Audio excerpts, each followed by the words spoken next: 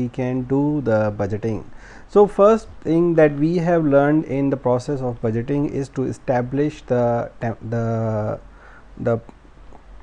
past trends and existing figures. How are we performing?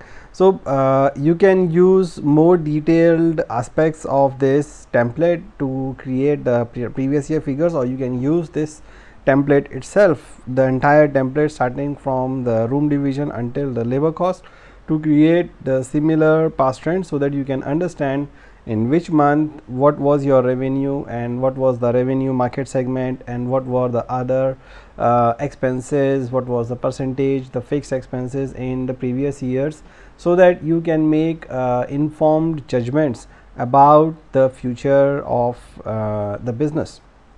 So first thing we have to do is to fill up the last year trend. So for example, here we are now doing the budget for 2021. So we need to understand the historical occupied room nights for 1920, historical rates for 1920, historical F&B in-house guest, outside guest capture ratio that can be automatically calculated.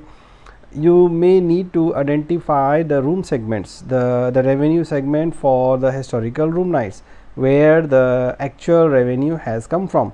So for that, let's look at the cost, the revenue budgeting template which we are seeing for rooms. So here you will see we have prepared a very simple template which you can use if you are using it. So here you have 2 years comparison.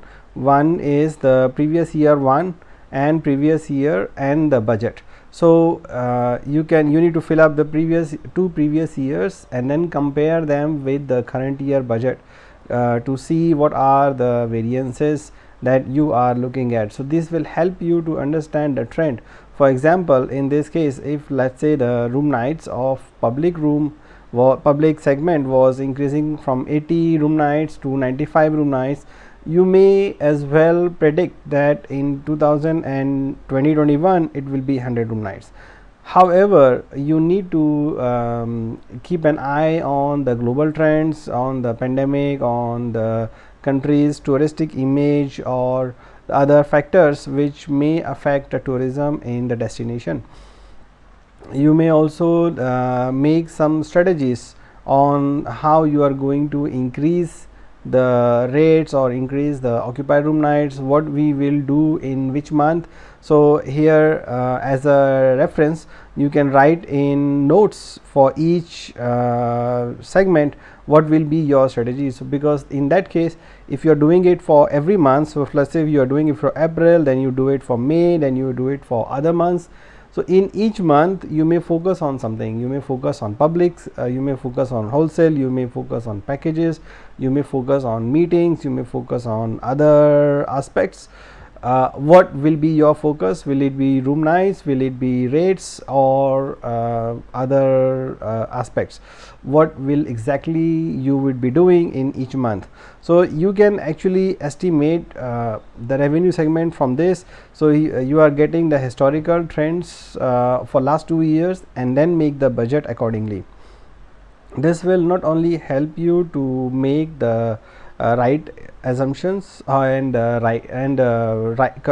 nearly accurate forecast or budget for your future months, but also will enable you to write the marketing plan which you would need in any ways to write the strategic action plan or the detailed tactical plans for your marketing budget. So you don't need to really think hard again, because you are doing both the things at the same time. You are doing the budget and also thinking on the marketing strategies for each segment, and by rate and the volume both. So this is how you are going to do the rooms budget. Let's look at the F&B revenue. Now F&B revenue is slightly different. It depends on the room nights, it depends on the in-house guests, and also how many outside guests we are able to get. Plus it also impacts by meal periods, because every meal period is a different component.